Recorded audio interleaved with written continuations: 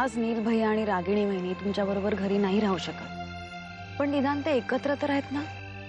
कालपर्यंत नील भैयांना तर जगावंसंही वाटत नव्हतं।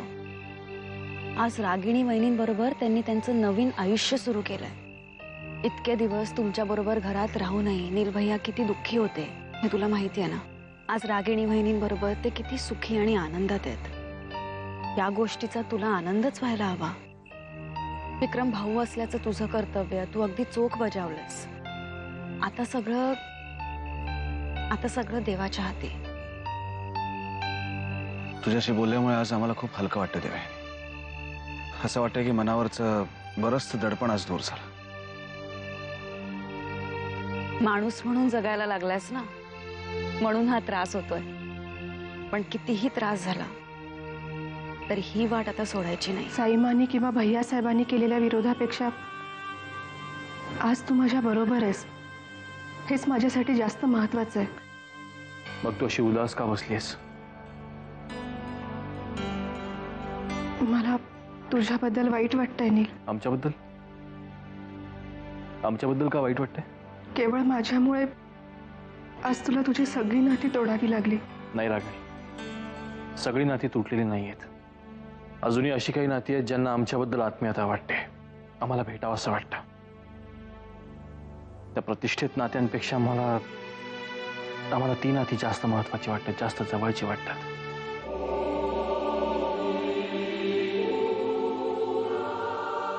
विक्रम, आम्ही त्या घरात राहायला यावं असं जरी तुला वाटत असलं ना, तरी ते शक्य होणार नाही। त्यामुळे आमच्यासाठी तू साईमा आणि भैया साहेबांशी वाद घालण्याच्या भानगडीत पडू नकोस। नील भैया, तुम्ही दोघांनी आपल्या घरात राहायला याचा आमचा निर्णय चुकीचा आहे असं आम्हाला अजूनही वाटत नाही। विक्रम, हे जर का त्यांना समजत नसेल तर तुझ्या बरोबर असण्याला काहीच अर्थ नाहीये।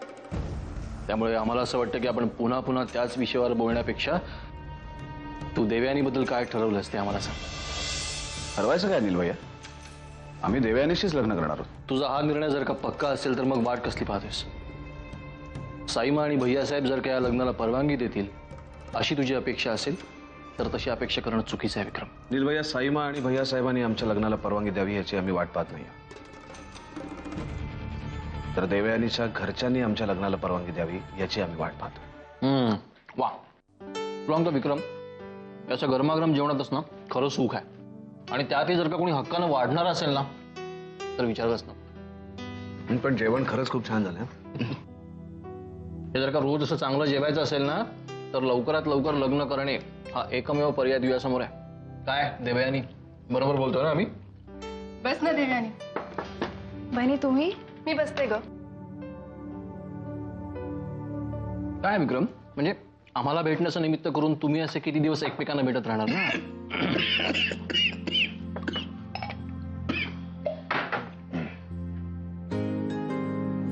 खरंच विक्रम भाऊजी, तुम्ही दोघांनी आता लवकरात लवकर लग्नाचा निर्णय घ्या। देवानी, एक गोष्ट विचारायची होती। उद्या नील भैयांसारखी परिस्थिती आमच्यावर आली तर, आम्हालाही घर सोडावं लागलं तर, तरी तू आमच्या बरोबर असशील, आमच्याशी लग्न करशील आणि तुझ्या घरचे डीव्ही सर ते आपल्या लग्नाला मान्यता देतील। मी बोलीन दादूंशी, तू नको काळजी करू, सगळं ठीक होईल। मी निघू? क्षणभर मान्य केलं की विक्रमचं तुझ्यावर प्रेम आहे, हे मी माझ्या बाजूने मान्य केलं आहे, तरी त्याच्या घरच्यांचा विरोध पत्करून तो तुझ्याशी लग्न करेल? पण तरीही तू तुझ्या निर्णयावर ठाम असशील तर विक्रमला मला भेटू दे। आज तू त्याच्याबद्दल जे सांगतेस ना ते त्याच्याच तोंडून मला ऐकायचं।